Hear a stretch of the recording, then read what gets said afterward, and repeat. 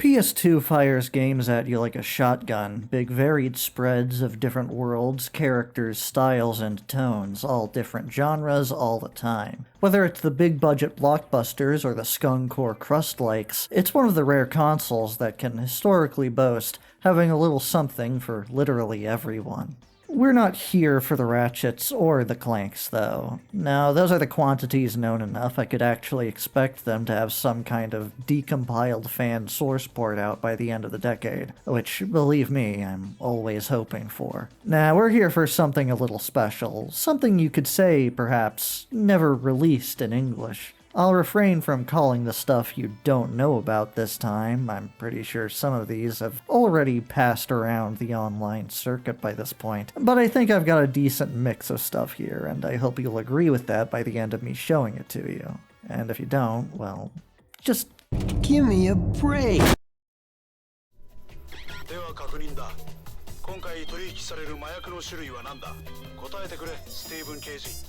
Cocaine.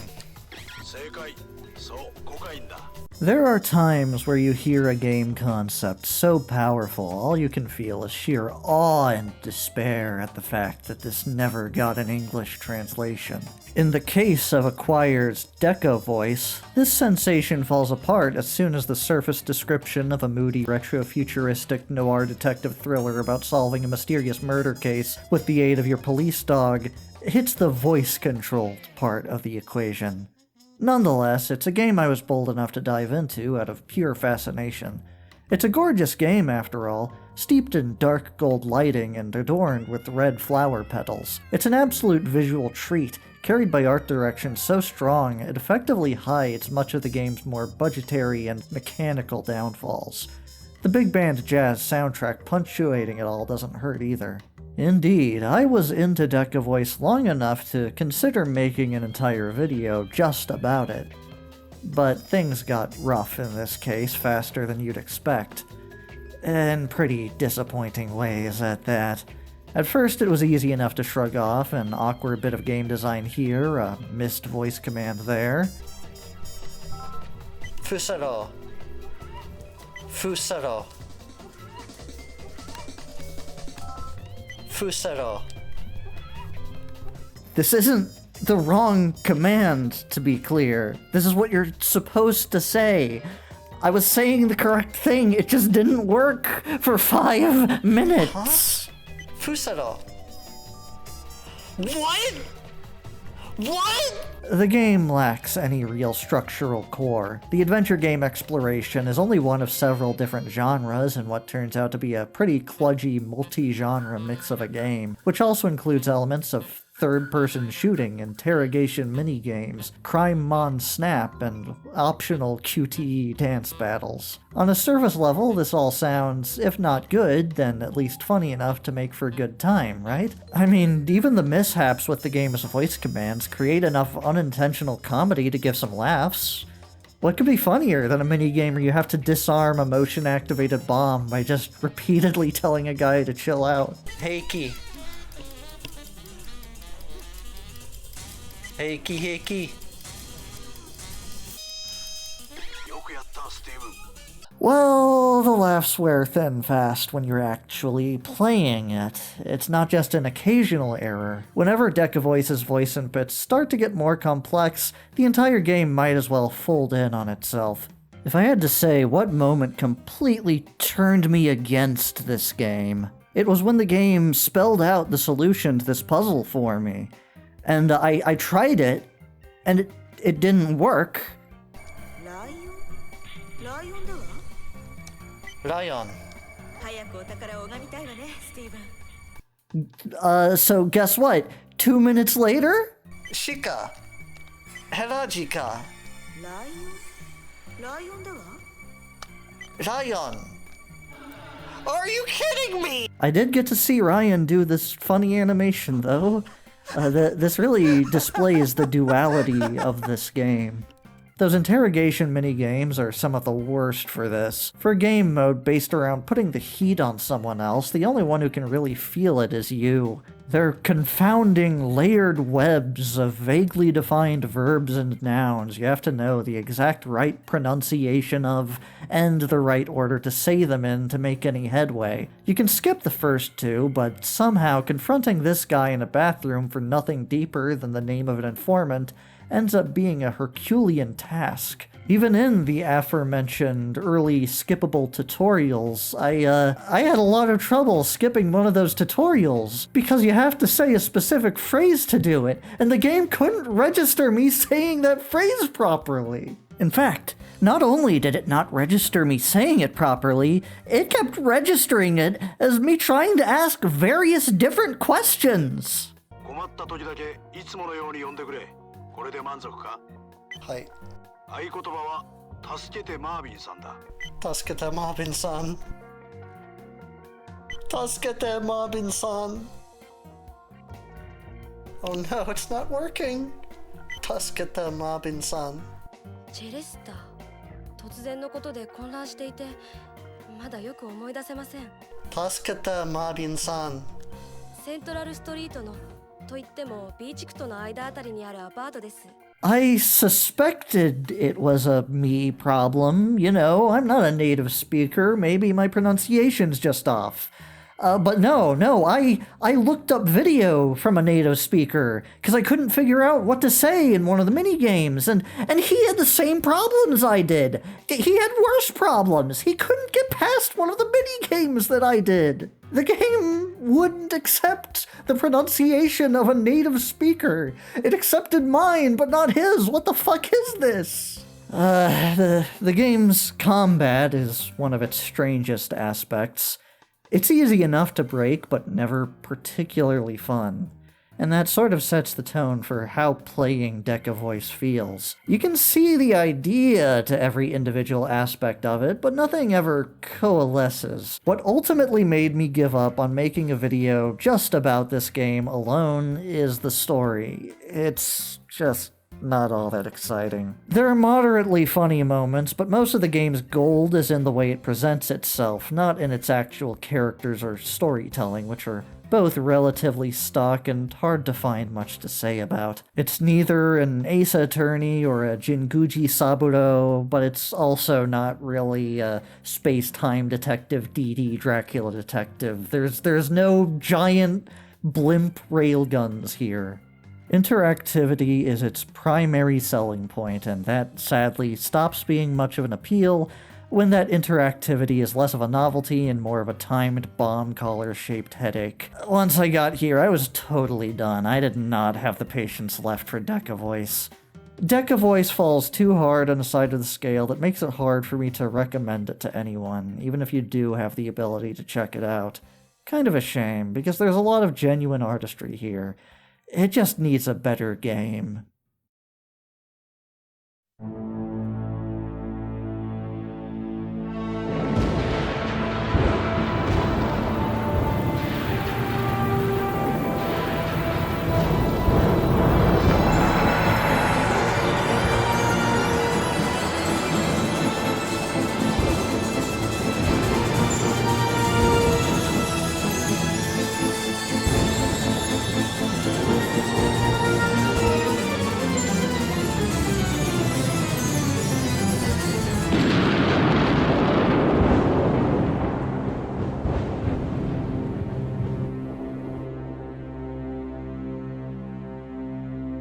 金。人類の歴史は金の歴史という。21世紀になってもそれは変わらねえ。俺は知っている。金を手にすればあらゆる欲望が叶えられるってことを。掴もうぜ。大地に隠された黄金のインゴットを。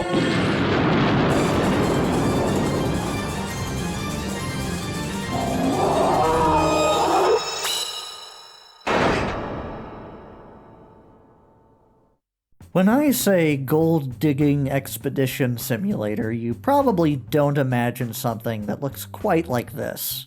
Ingot 79 tells the story of a Japanese gold digger, a Mongolian warrior, an American cowboy, a Hispanic singer, and an Arabian guy who got scammed and put into crippling debt by an evil black dude named Jay, beginning a quest to find a vein of real pure gold and get their revenge.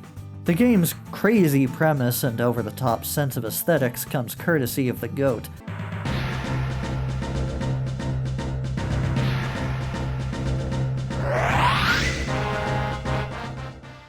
Gabon Shibata, the very same brave mind who brought us the recently English-translated RPG masterpiece and one of the rare videos I've made that ever kinda hit it big, Air's Adventure. The description might make you wonder how Ingot 79 plays, and the answer is not much. It's a sort of gold scavenging simulator where you utilize real techniques you might have learned about in a recent hit anime about rocks to discover gold veins. Sadly, there is no Rui or Yuri here, just some smelly old guys. Despite the game's simulationist mechanics and grounded understanding of the gold digging process, the actual mechanical interactions are almost brutally simple, in keeping with Shibata's preference for simple, easily grasped game design. You go mission by mission, and each mission gives you a set budget and time limit. You move from sector to sector, performing investigations in each one, to determine which ones hold your gold. Each member of the group is an expert in some specific field of investigation, but the rest start out as novices. There's a simple XP meter for them all to fill up to catch up with the professional's level of expertise, and you've got other meters like charisma and energy to watch out for. Charisma goes up with certain actions and more successful investigations, but energy goes down and requires specific actions, like resting at the tent at the end of a given day, to restore. If that all sounds exciting, that's because it isn't. Ingot 79 isn't a tough game to play, but it's pretty slow, and the core experience of it just isn't all that interesting. A single mission takes about a half hour, but it feels a lot longer than that. You almost have to worry more about your own energy as a player than that of your merry band of gold men. You spend a lot of time staring at the same screens going by again and again. I'm sure it gets harder later, but more difficulty isn't likely to help something so completely uninvolved.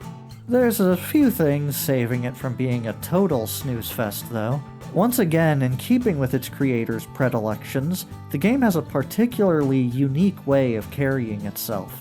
Freeing you from the monotony of the core gameplay every now and then are these odd animated cut-ins and cutscenes.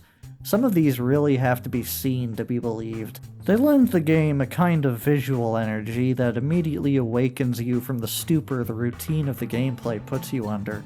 It's a very unique and stylish looking game, if nothing else. On top of that is the game's particularly odd sense of humor. Our characters are national stereotypes to the extreme. Harry's rocking his America pants. Yes, just to do it. Serjibudi proudly boasts about his traditional Mongolian warrior belt. The first time Riki hears Esteban speak, he's taken aback at his prominent singing voice, something the big man credits to his Latin soul. It's a colorful bunch, to say the least. Whenever you need to learn how to use a new technique, a member of the band pulls out an educational VHS. Their descriptions of the techniques and how they work seem fairly accurate, but again, all I, a layman, have to go off of is having seen Ruri Rocks once. Still, it does seem like something that would have an appeal for someone out there, and there's a lot of effort put into these. Rounding it all out is the game's booming soundtrack, beating you with some bassy noise as you swap from sector to sector and spend time in the menus. It's great stuff. Special mention should go to the main menu theme, though. For how minimal this screen is, I'd never have guessed the song they'd choose would be, surf rock.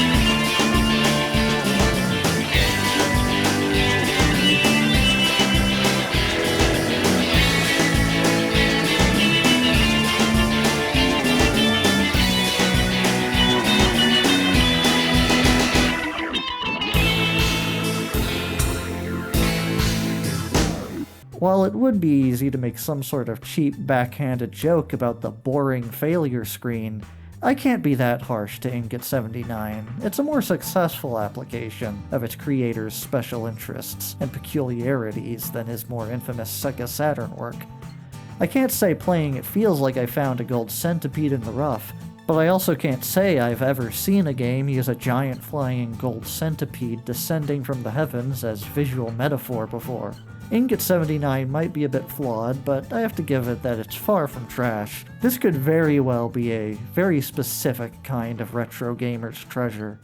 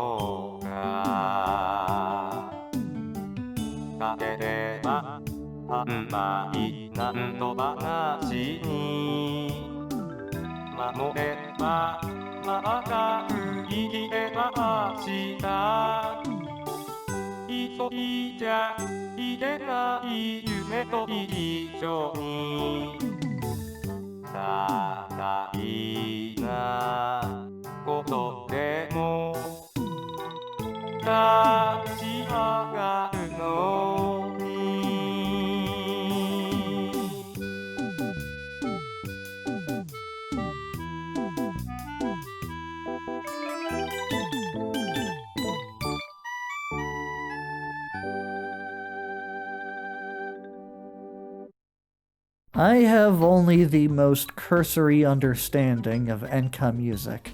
Nonetheless, I felt today was the day to try my hand at the legendary Space Bear enka music career simulator, Kuma Uta.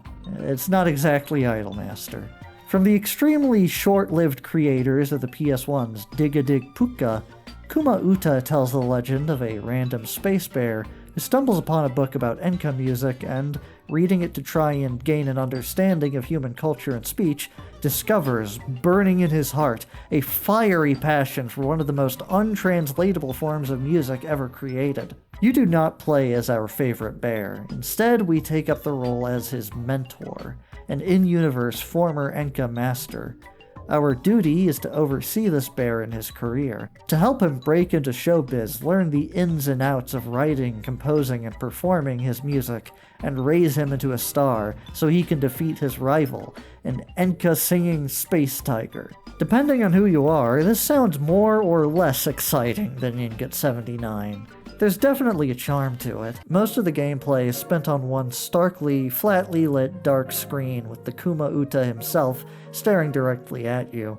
You take a very passive role, reading dialogue and giving one of 3 curt responses to every question your young, furry disciple asks of you. You get peculiar texts from fans and agents and help him establish his persona of sorts. He'll always ask for your input, but much of his journey is his to take. Rather than writing his songs yourself, you help him select a theme, watch him put it together, and then tell him what he should rewrite to improve it. It's much more of a funny bear management game than a being a funny singing bear game. The moment of truth comes when the song is finished. Kuma Uta uses very rudimentary early 2000s voice synthesis to generate the song itself.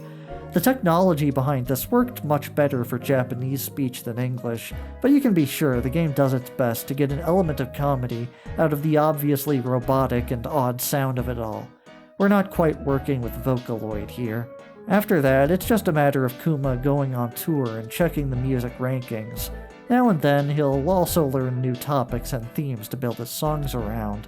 It's all pretty simple, and pretty impenetrable. It's an adorable and funny little game, but it definitely is made for people with a deeper understanding of the genre than I. Still, like Ingot 79, I struggle to find much to actively dislike here. The game's just got too much of a personality. If you had this game in Japan at the time, and had an adapter for your PS2, you could actually hook it up to the internet, presumably to share your songs and hear what others managed to create. That's pretty ahead of its time. Unfortunately, I don't believe there's a way of accessing this functionality these days. Definitely not on emulators. If we ever see a return of it in the future somehow, though, it might really be worth throwing Kuma Uta on, just to have a few laughs at a singing space polar bear.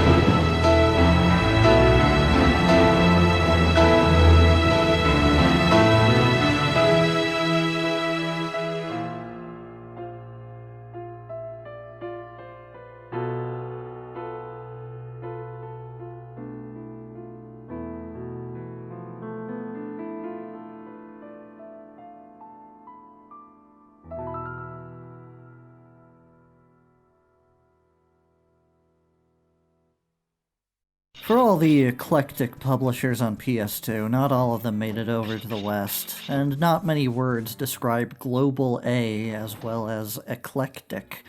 Specializing in games set in old Japan with an offbeat and quirky tone, they were a veritable force to be reckoned with in terms of raw output. Their final game on the system, though, has a bit of a reputation.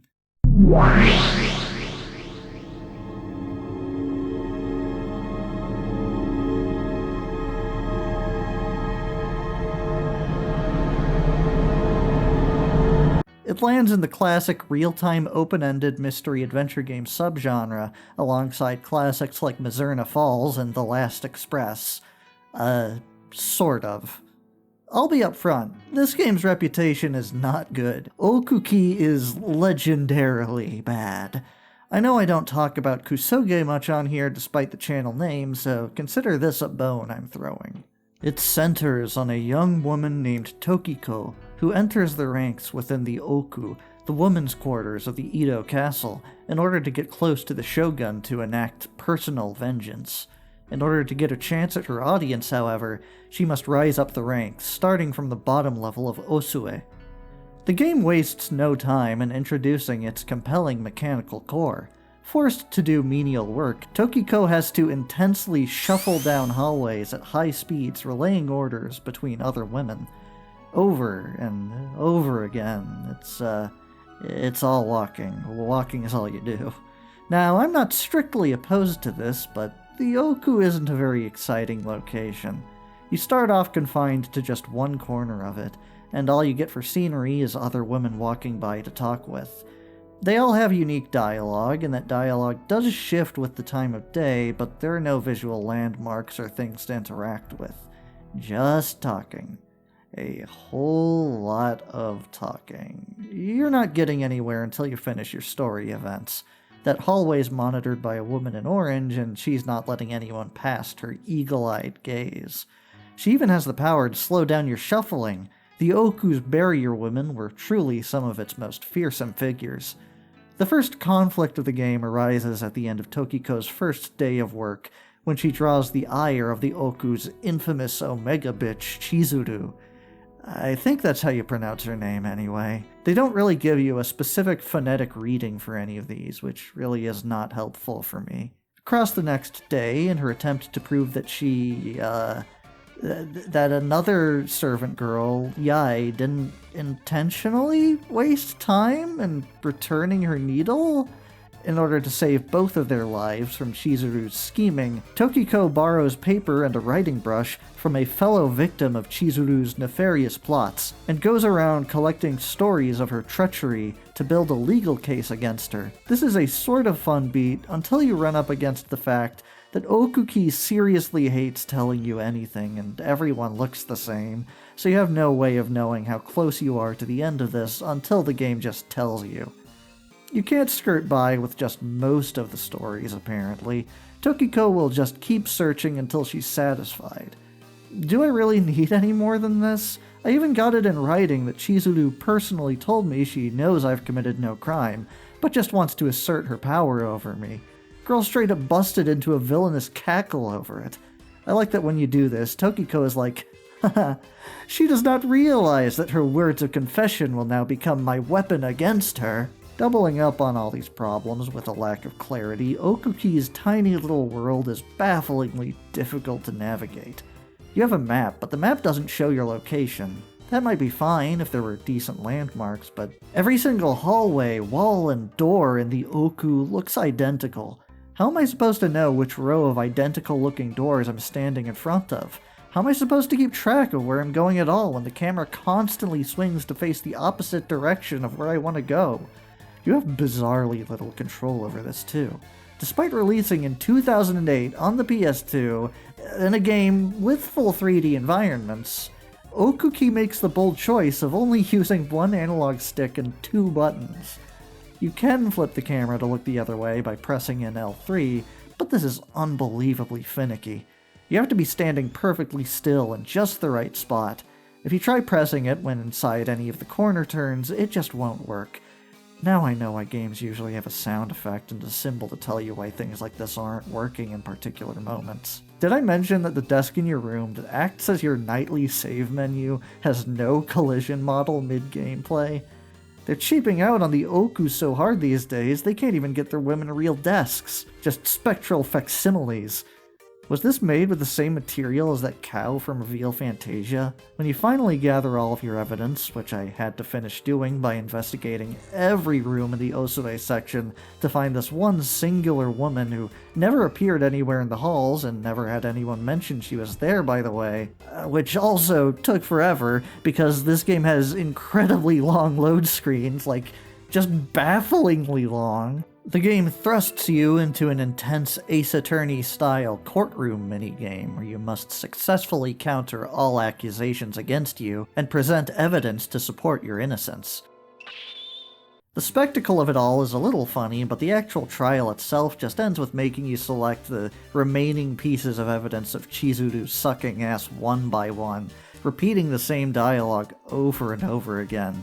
It gets kind of ridiculous. After all that, Tokiko's valiant efforts earn her a promotion to Osanoma. Just as she's heading out to enjoy the new digs... Oh, come the fuck on, man. We can't even take one single step out into the wide open, endlessly repeating hallways of the Oku without another evil woman appearing to openly tell us she's going to make up fake stories of misconduct to our face to bring our downfall. Being in the Oku sucks. At least this section has a nice outside view, I guess. Not that the game will let me view it.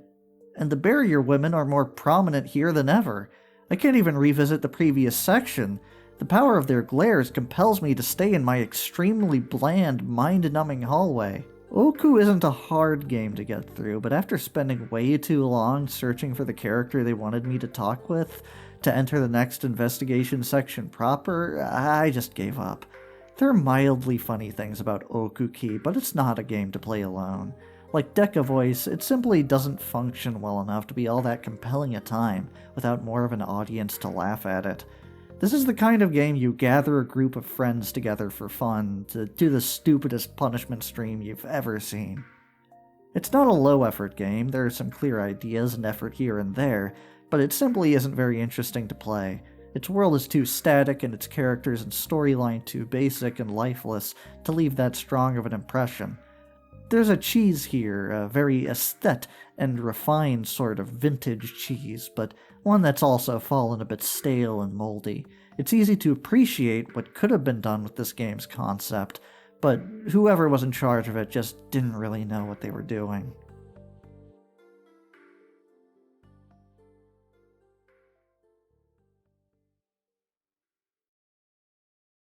And that was, some PS2 games.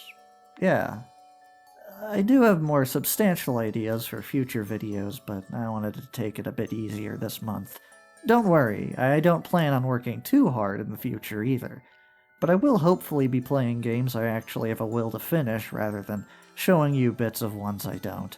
I didn't have a bad time playing any of these games. Well, mostly. Deka Voice actually did end up driving me crazy. These games are too odd for me not to say at least a few things about them, though. I believe there's some value in poking at failures or just games you don't think you can get into all that much. You never know what might surpass your expectations, and if they don't, they can still end up being an interesting enough time. Till next month, though?